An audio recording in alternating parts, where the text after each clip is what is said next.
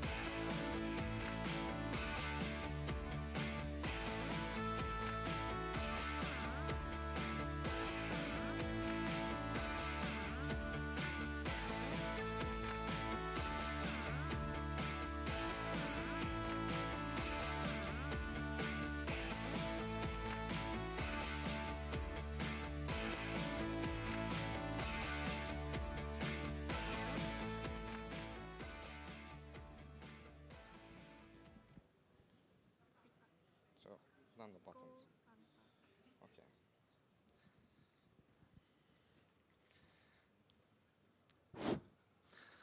Hello, ladies and gentlemen.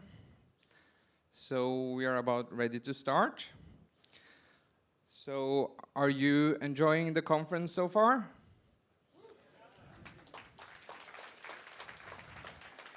Good. So my name is Will. I'm from Rakuten Institute of Technology. In a few minutes, Mickey will take the stage. But before that, I'm going to tell you about a thing that we are doing a little bit different this year. So you might have noticed when you registered that you got this small little white box on your neck strap. There is a companion smartphone application that goes with this device. And together, they are trying to enrich the conference experience.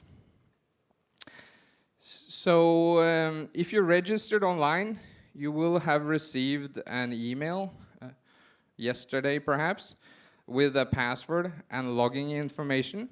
So I thought I'll just go through how to get set up and what this application can be used for.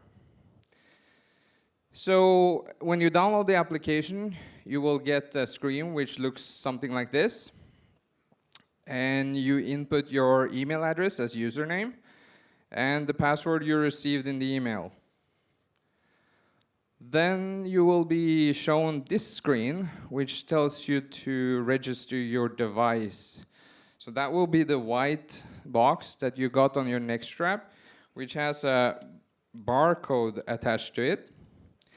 And when you push the scan QR code, it will open the camera, and it will read the QR code and register the device together with the application. Next, you will be presented with the Near Me screen, which is basically showing you the people around you. In the top right corner, there is a setting for changing your own profile. So you can go in there, and you can change your own setting. You can click on the picture and take a new selfie if you want another picture for yourself.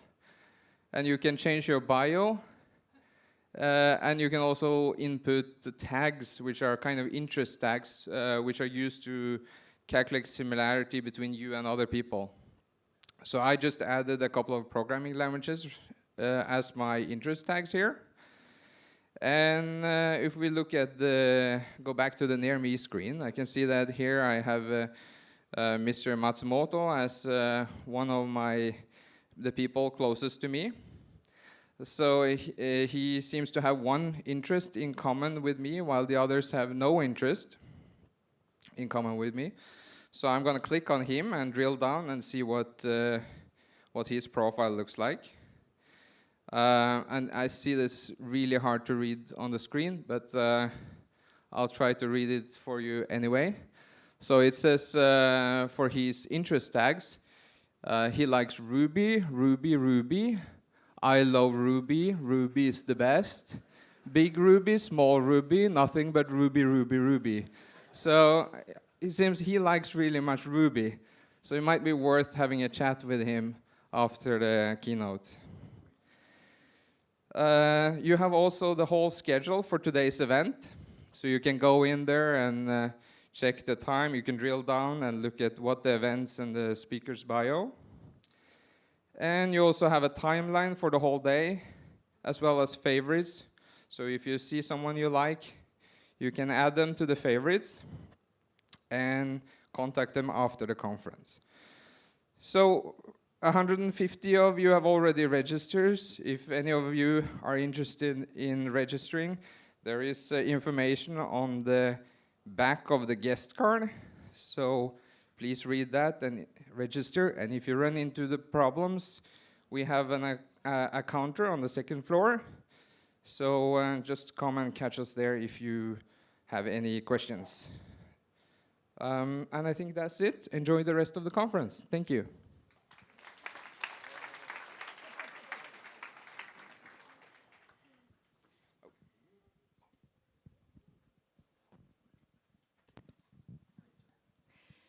Before Mr. Mikitani's keynote speech, we'd like to show you a video. Please look at the screens.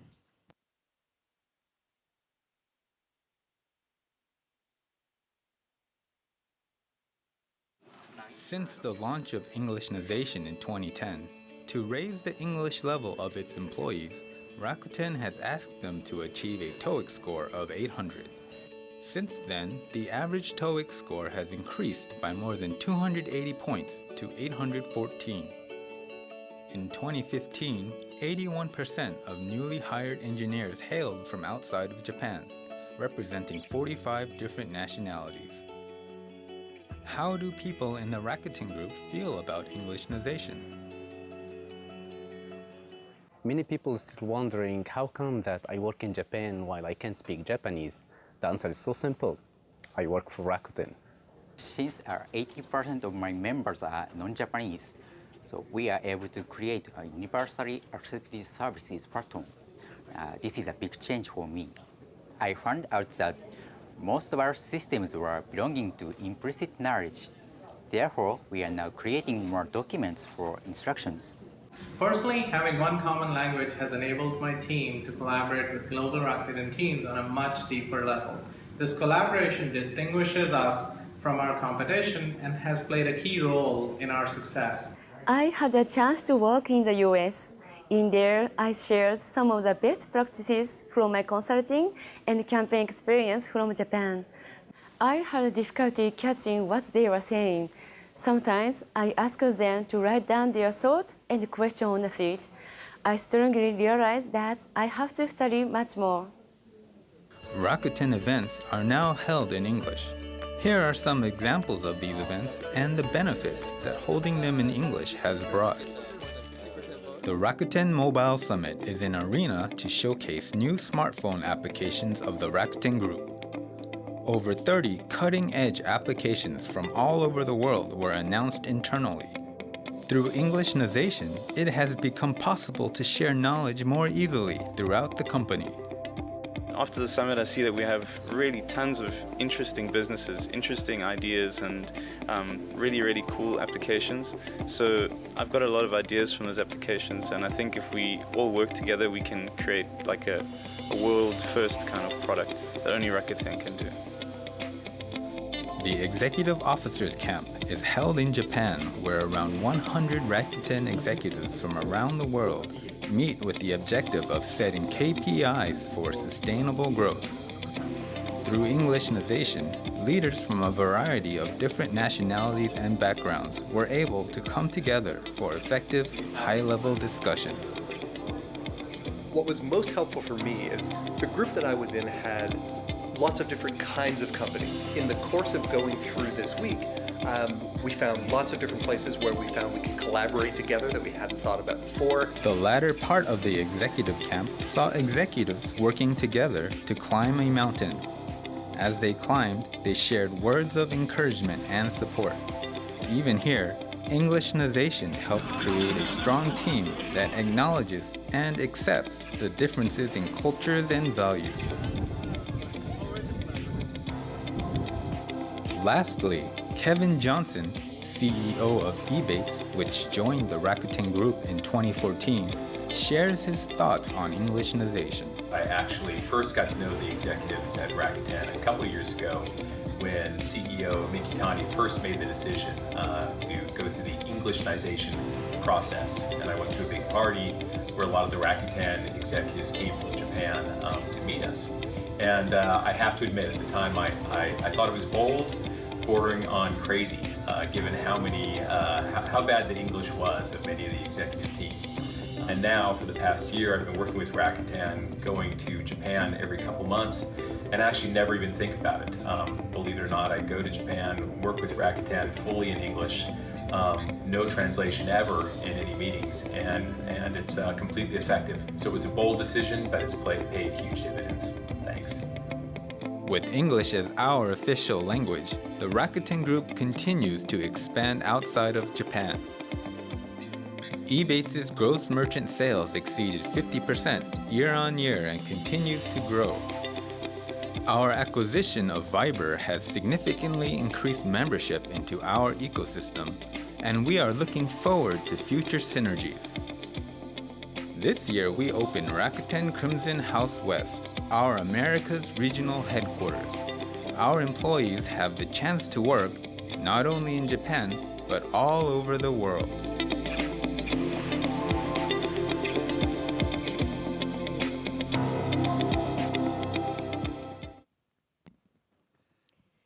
Good afternoon, and thank you for joining us today. We will now hear the keynote address. Ladies and gentlemen, please welcome the Chairman and Chief Executive Officer of Rakuten Inc., Mr. Hiroshi Mikitani.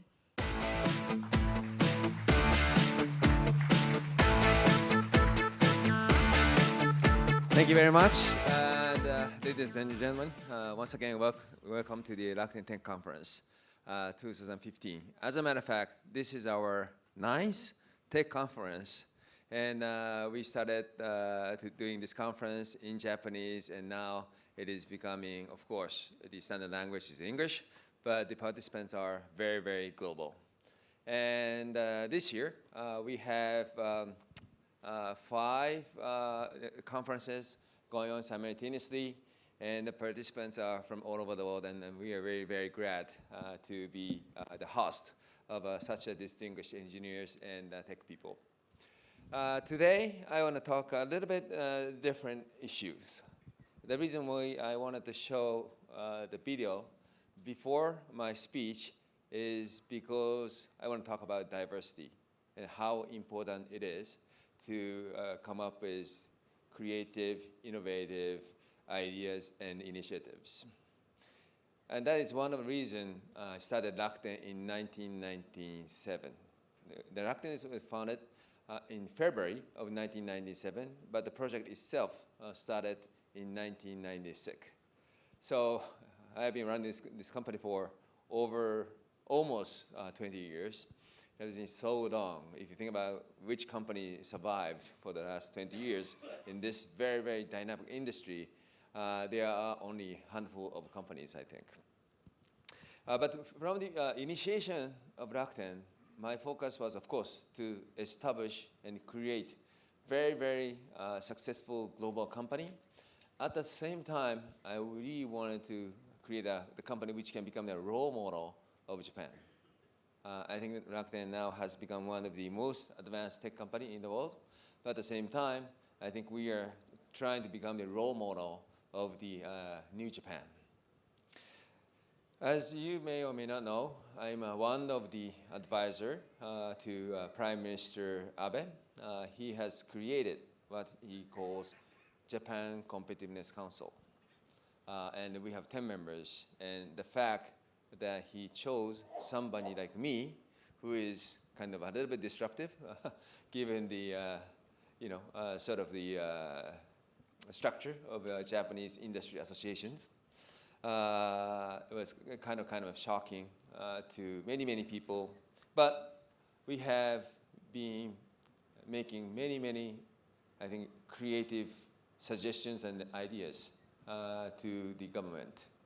For example, we proposed the government to introduce the concept of key performance indicator. No government has ever done it, but now if you go to Japanese, ministry and bureaucrats are always talking about KPI. We also proposed the total reform of the English education program in Japan, and also enhancement of tech education. And recently, they renominated myself, and we proposed the new plan to the Japanese government, which is how to revitalize Japanese economy with IT.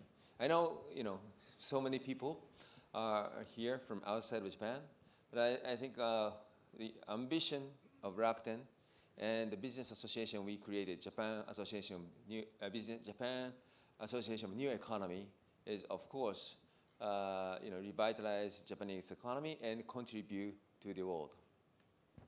So this is what we told them, not trying to catch up against our competitive countries, but Japan should be ahead. So how can we be ahead? Given the fact that the Japanese economy, the size of the Japanese economy, pro rata to the global economy is shrinking, of course, because other parts of the world, emerging markets, emerging countries are growing so rapidly. Now, about the Japanese GDP share is 6, 7, 8%.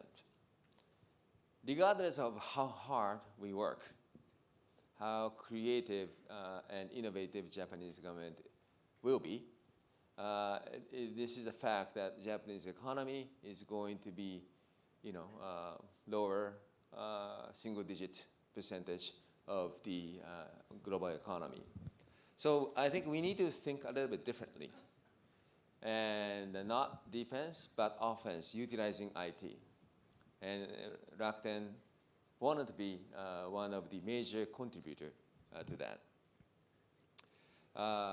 First of all, this is probably related to many security-related people, but I think the Japanese government need to be aware the importance of data. Many countries already has taken very strong actions. I don't know whether we should respect what they have done, but the fact they realize the owning the data is going to be a key. Of course, owning the data for the companies is going to be most important, most critical, the point for the sustainability and how can they defend their business model.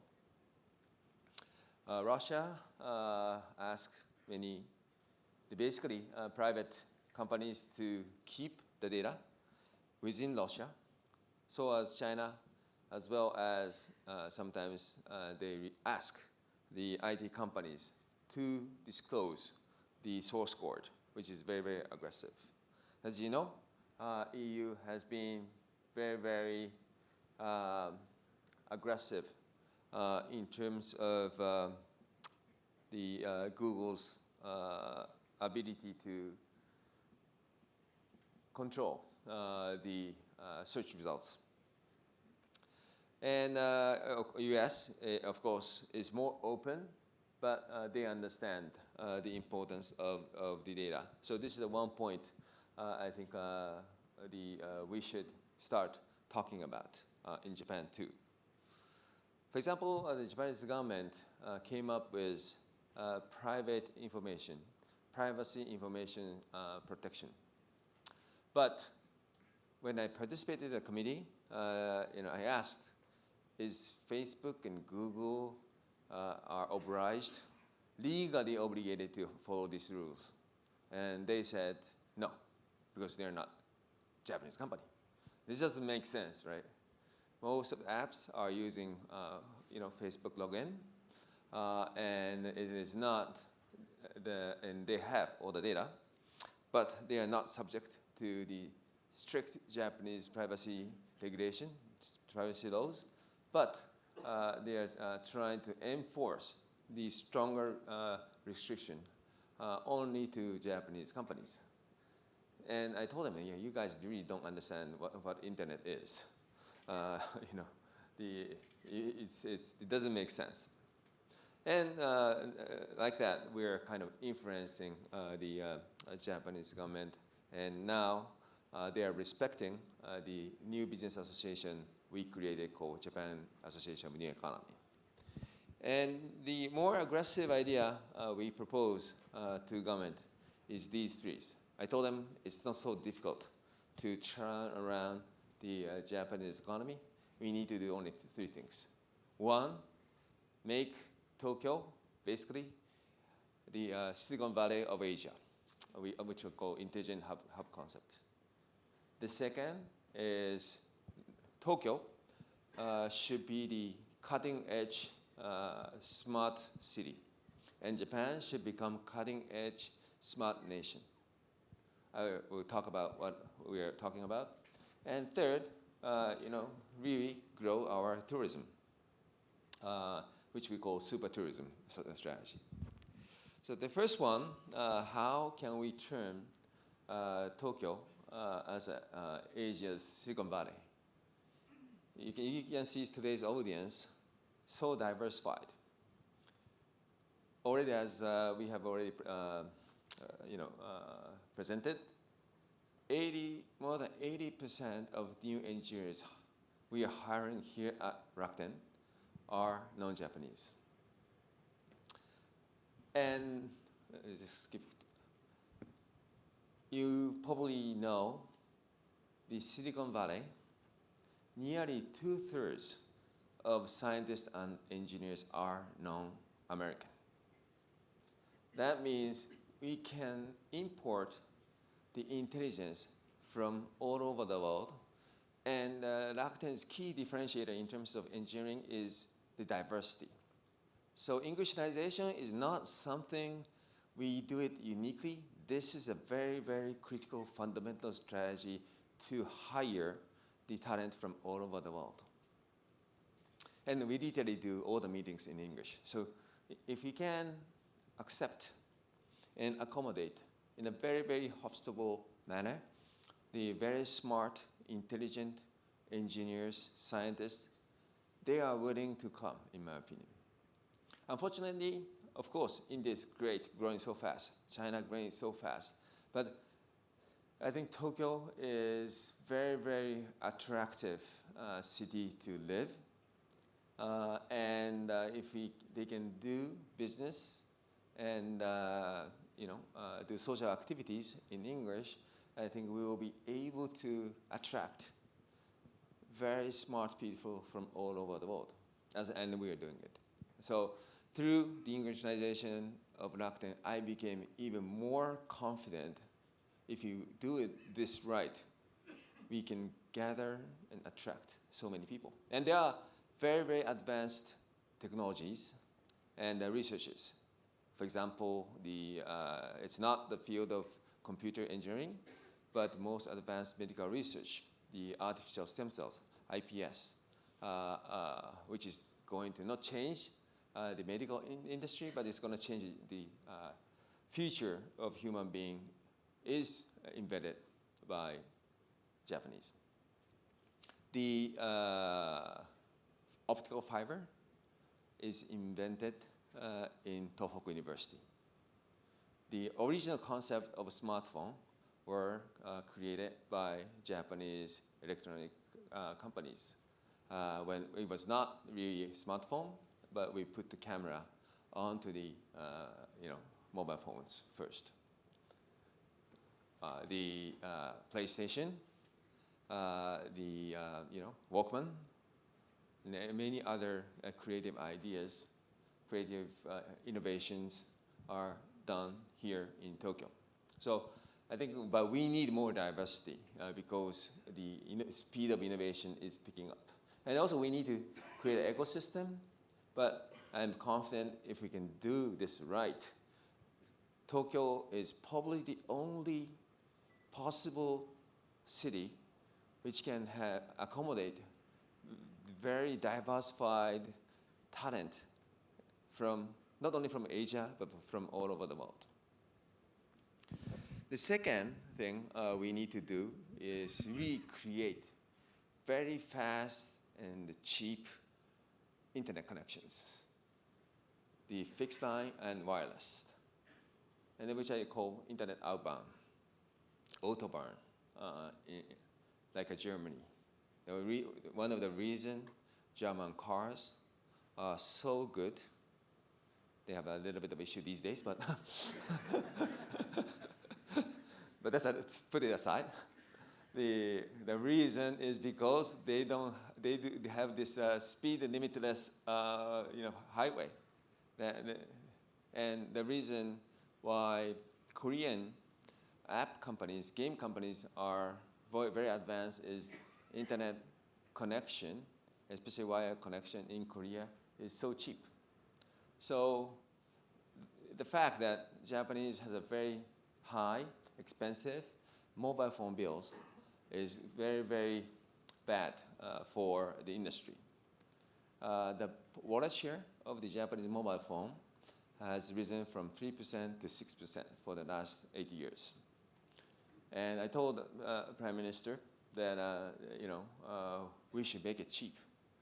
And the proposal was very simple. We should do what we have done to the electricity industry, right? The division of a generation, distribution of retail. We should have basically network and retail should be divided. That is what other countries are doing. Therefore, for example, the market share of MVNO in Germany is over 20%. I think it was close to 30% as a matter of fact. And there is a competition. Now there is no competition among the MNOs, and which is going to work very adversely against the development of advanced smart technology companies in Japan. The second is we need lower tax. The tax of the Asian countries, especially China, has a very advantageous tax arrangement for IT companies. The US companies has many ways to effectively lower their tax. The Japan is the highest, and this is very bad in terms of the competition, so we need to lower the tax. But if we do everything together in the right way, our projection is we can generate 100 trillion Japanese yen, or the 100 trillion yen, so approximately $1 trillion of the economy. The second is we should make Tokyo as the showcase of what the future city is going to look like. Of course, US is very advanced. China is very aggressive, but I think Tokyo can be the sort of cutting-edge smart city, especially the. Hold on. We are expecting Tokyo Olympics to come soon, 2020. And we should use that as our opportunity to demonstrate. Of course, we need to do many things, which I'm going to talk about later. But one of the big issues is sharing economy. And it's going on. You have Rakuten invested in Lyft, Uber, Airbnb, so much creative ideas. This is not like a new business model. I think this is changing the society from owning society to sharing society. So it's not just a new business model, it is completely changing the way people use assets, including human labors. We should create the cashless payment, and we should, of course, adopt the concept of digital first, and which this is already, I think, kind of stipulated in the new revitalization paper of Japanese government. The third is a super tourist-oriented country.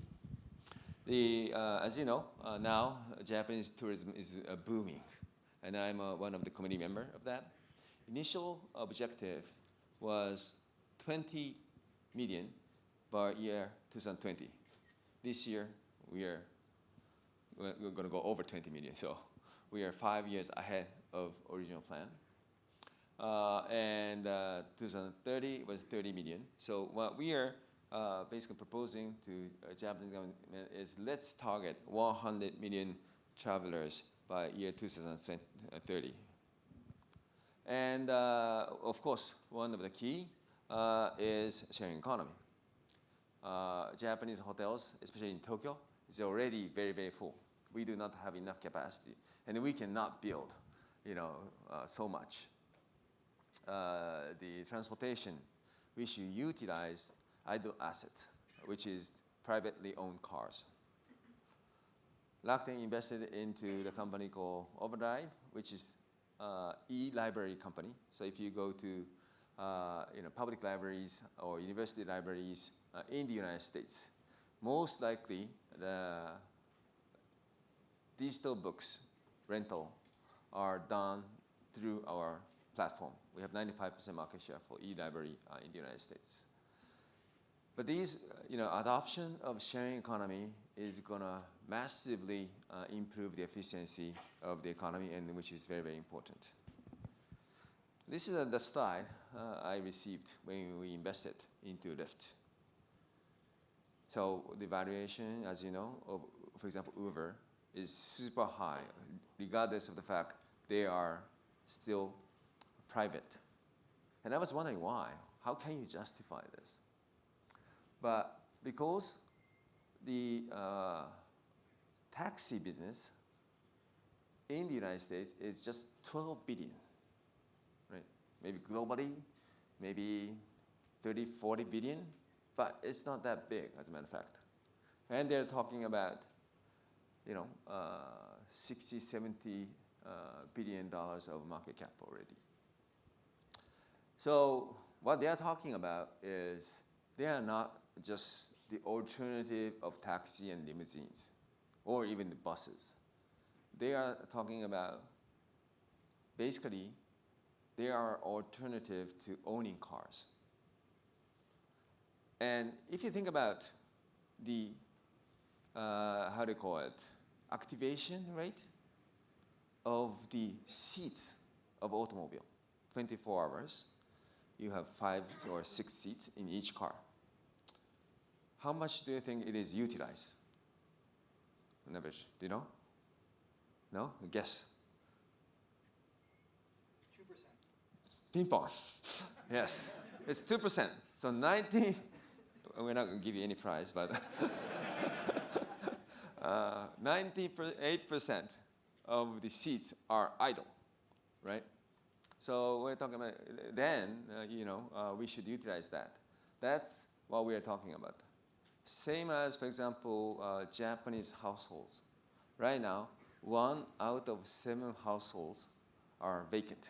I'm not talking room, the household.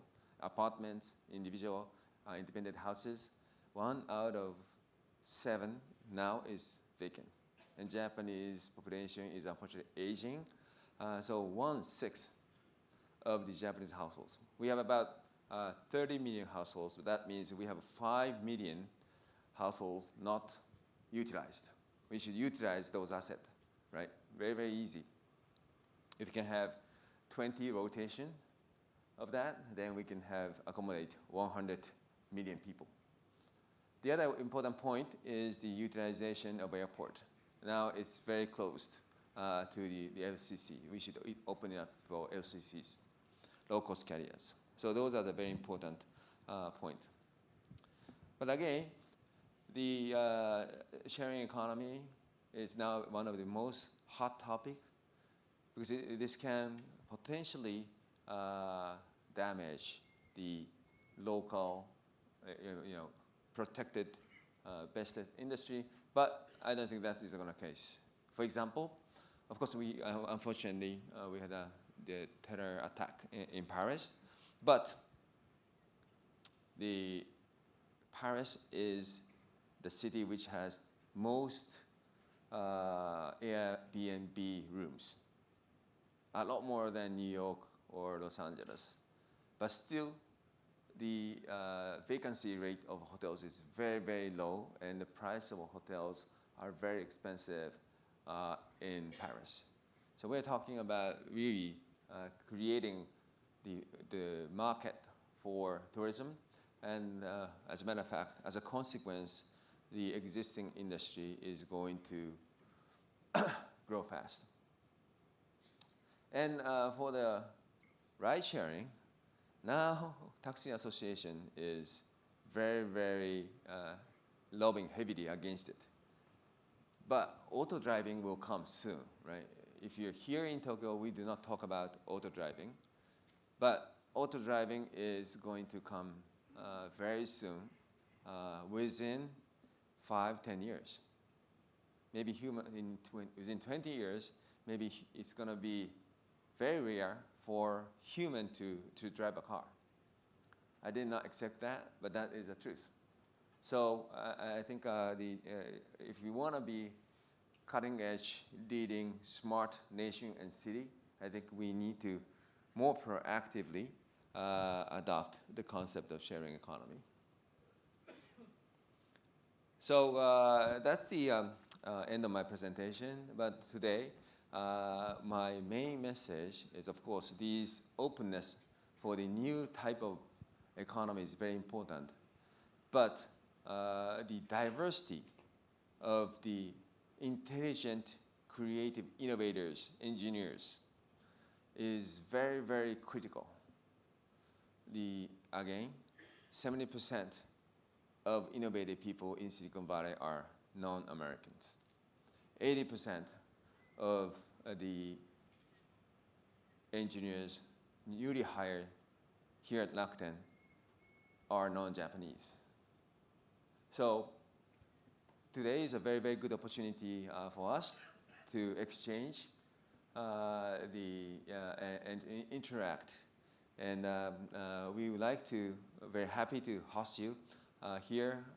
And I look at all these today's programs. It's so impressive, and I hope you're going to enjoy it. Thank you very much.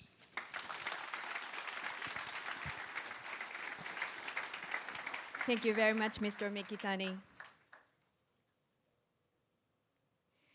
And now we would like to invite Mr. Martinus Sentaria, Senior Executive Officer and Vice Executive Director of Rakuten Inc. on the stage.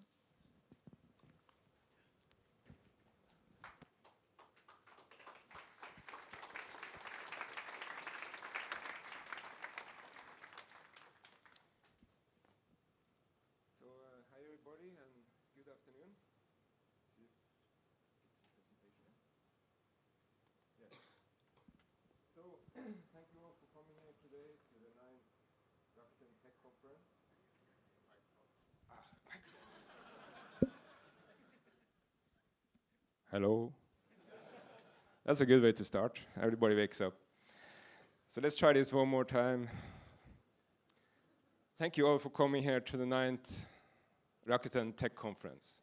So this tech conference has been done every year since 2007, and it's been growing quite steadily every year since then. And this year we have about 30 sessions,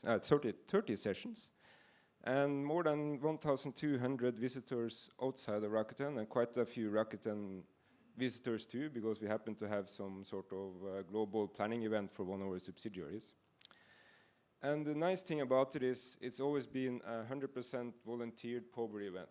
So when you see people around with these t-shirts like this, which is a kaleidoscope, they have been spending quite a bit of their evening time and weekends coming up to this to arrange this for all of you.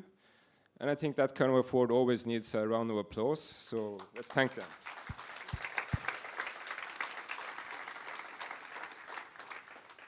And if you see them around, feel free to talk to them about everything they want. They are quite enthusiastic about what they do.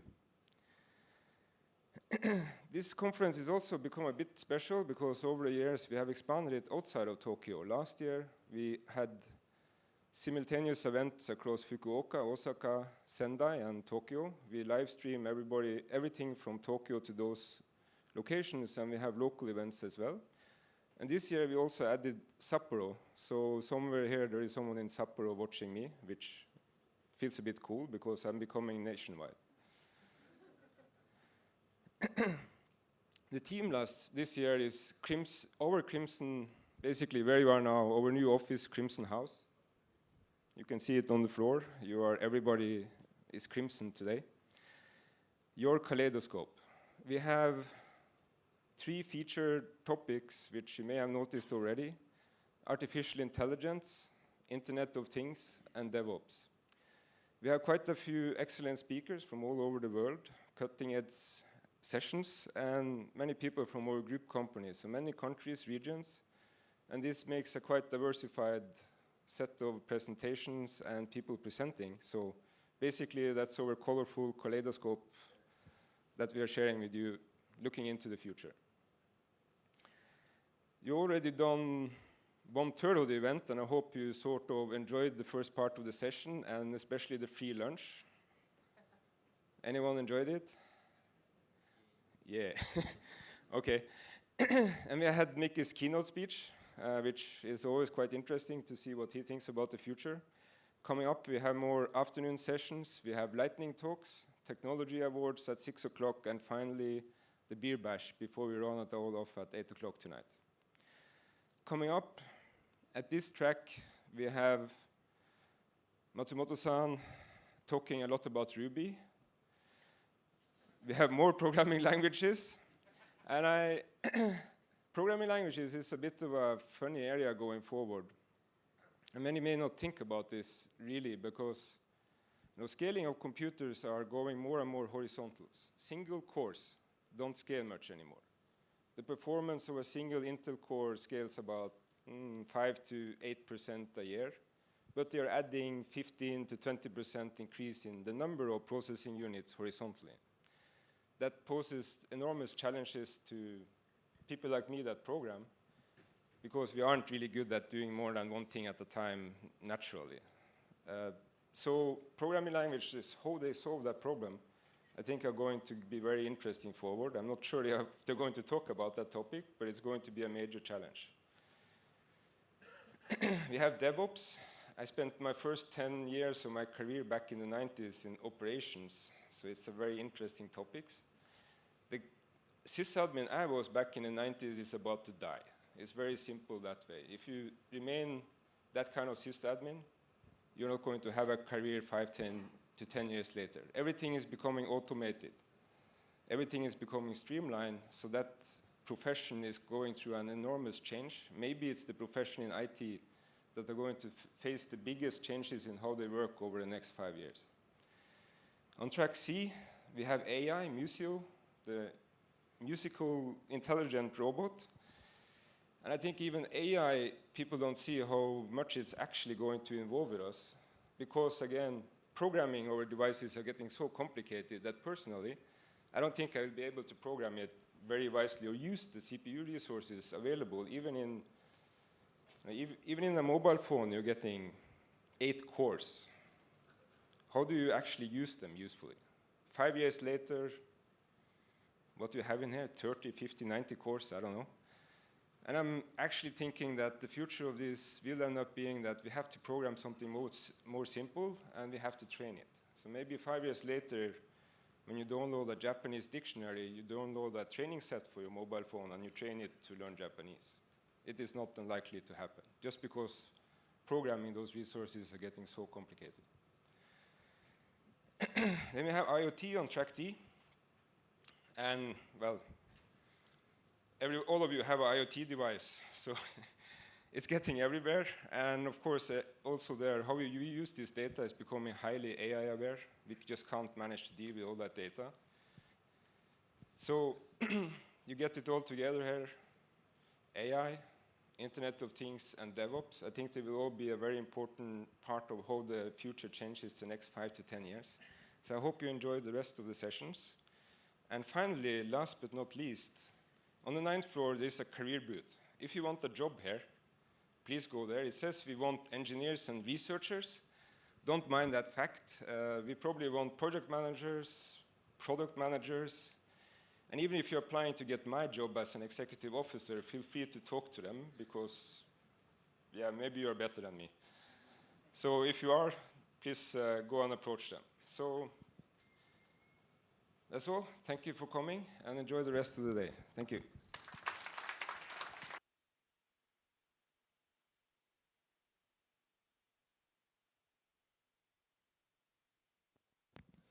Thank you very much, Mr. Taria. And now we'll take a break. The next session, Philosophy Behind the Creation of Programming Languages by Mr. Satoshi Egi, Rakuten Institute of Technology's scientist, and Mr. Yukihiro Matsumoto, fellow of Rakuten Institute of Technology, will begin at 2 o'clock. So please come back by then.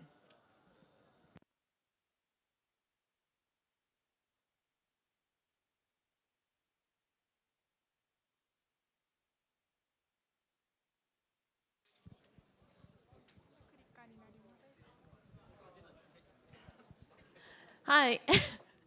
I have two announcements.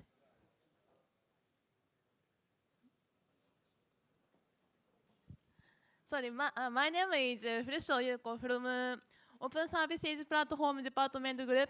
So I am a Rakuten developer. So I will hold the Rakuten Horse Racing Hackathon on tomorrow. So if you have an interest in this hackathon, please join tomorrow. Place is here, and we prepare at first prize 10万ポイント用意してます。So please join our hackathon. And we provide horse racing APIs and Rakuten APIs. So please please join. So we have a we have a last 10 seats for this hackathon. So if you are free, please join this hackathon. So this is the address. So please check Rakuten Horse Racing Hackathon. And next, we will hold the Game Jam and Rakuten App Ichiba Hackathon. This will hold on December 12th and 12th. So also we will hold this hackathon here. So please check this hackathon. Thank you.